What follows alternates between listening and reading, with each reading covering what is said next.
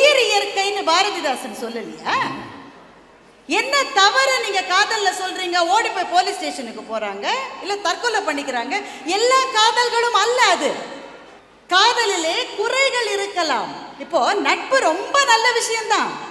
ஆனா அந்த நட்பிலே கூட சில விஷயங்களை தவிர்க்கணும்னு தான் வள்ளுவர் கூடா நட்புன்னு ஒரு அதிகாரம் எழுதியிருக்காரு.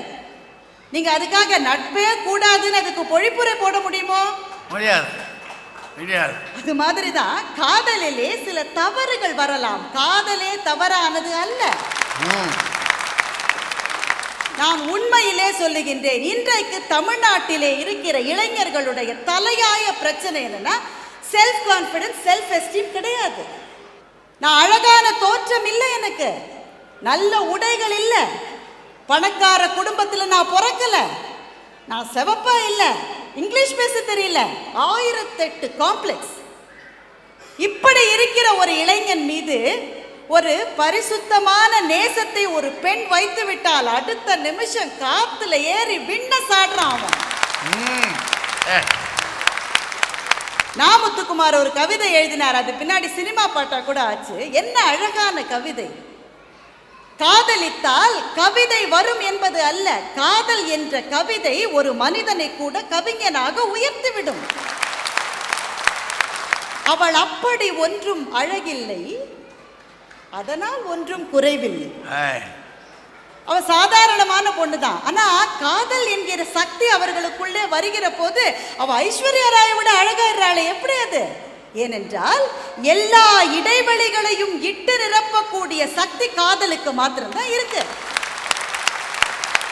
அது கிடைக்காதவங்க இப்படிதான் பேசிட்டு இருப்பாங்க. சில புலம்பல் கேஸை பத்தி நம்ம ரொம்ப கவலைப்பட வேண்டிய அவசியம் கிடையாது.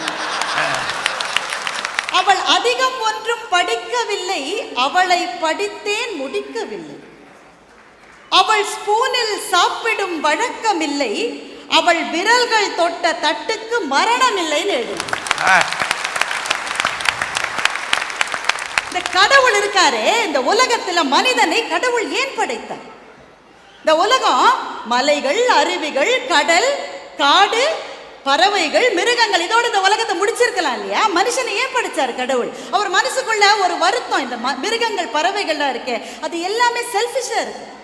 இதை தாண்டி ஒரு உயிரினத்தை கொண்டு வரணும்னு கடவுள் நினைக்கிறார். அடுத்தவர்களுக்காக வாழ்கிற ஒரு உயிரினத்தை கொண்டு வர வேண்டும்னு கடவுள் நினைக்கிறார். மனிதனை படைத்தார். மனிதனுக்கும் அதே சுயநலம் தான். நான் என் வெற்றி, நான் என் வெற்றின்னு போயிட்டே இருக்கான். அப்படிப்பட்ட மனிதனை இன்னொரு உயிருக்காகவே வாழ வைப்பதாக மாற்றுவது காதல் ஒன்றுதான். அதனால் தான் கார்ல் மார்க்ஸ் சொன்னார், காதல் தான் மனிதனை மறுபடியும் மனிதனாக்குகிறதுன்னு கார்ல் மார்க்ஸ் சொன்னார். புலவர் சொல்றாரு, காதல் ஒரு பனைமரம், அதிலே ஏறினால் நுங்கு, தவறினால் சங்கு. இவர் தான் டி ராஜேந்திரோட அண்ணா. பஸ்ஸில் போனாரா, இவர் பக்கத்தில் ஒரு ஆள் உக்காந்தானா, அவன் சொன்னானா, சிரிச்சானா. அப்புறமா இவர்கிட்ட கேட்டானா, நான் எதுக்கு சார் சிரிச்சேன்? எனக்கு ஆச்சரியமா இருக்கு, அது எப்படி புலவர் உங்க பக்கத்தில் உட்கார்றவங்க கூட உங்களை மாதிரியே இருக்காங்க.